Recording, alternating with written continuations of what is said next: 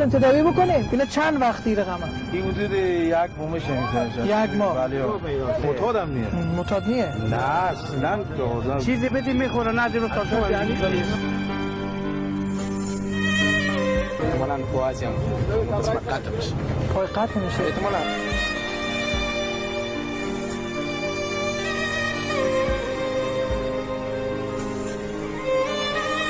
سر اینا ریگ شد بورس آوردم با بورس رگاه سر اینا پاک کردم بعد نوع این تشخیص استاد هیچی دست نمیرم. یک مشکل دیگری که این نازنین ما دارن گپ زده هم نمیتونم متاسفانه، ولی نگاه کنین چقدر اینا زیبا و نورانی شدن.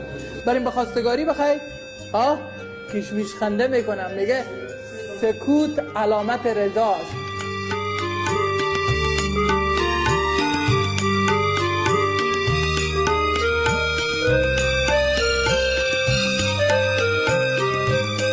مشنوی بتونم بیارم چشم. هیچ کس هم در این شهر ندارم.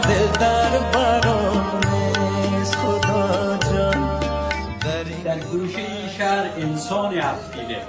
وقتی که آمدن آقای مجددی به دفتر قصه ای از این مریضه کردن، این صادقانه برای شما بگم با ایمان و وجدان اولین گپی این بود که این مریض کجا بردن، گفتن که به شفاخانه کیمیا بشه که یک دفعه من برم از تستی حداقل می‌نویسه یک انسان یک وظیفه انسانی خود ادا بکنه. حال این مریض از اون وضعیتی که به او عکس دیدم و این وضعیت که حالی می‌بینم واقعا اما به اصطلاح ما و شما ایرادی‌ها زمین و آسمان فرق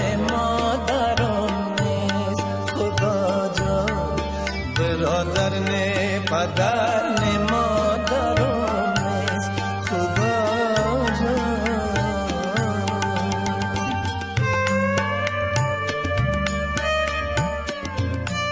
وضعیت زخم مریض الحمدلله خیلی خوبه. از بین زخم مریض سنگریزه های بسیار کوچک و همچنان شیشه و خرخاشات زیاد بود در داخل از اینتایی پاککاری شد. به قول ما دبریت شد. مدت 4 شبانه روزی که برادر ما در کنار ما بود و در کنار روشندلا بود و یک برادر ما به صفت پرستار به این موظف کردیم. نزدیک به 50 یا بیشتر از 50,000 افغانی شاید بشه که بیشتر از این پول جناب دکتر سید محمدی و کلینیک کیمیا متقبل شده.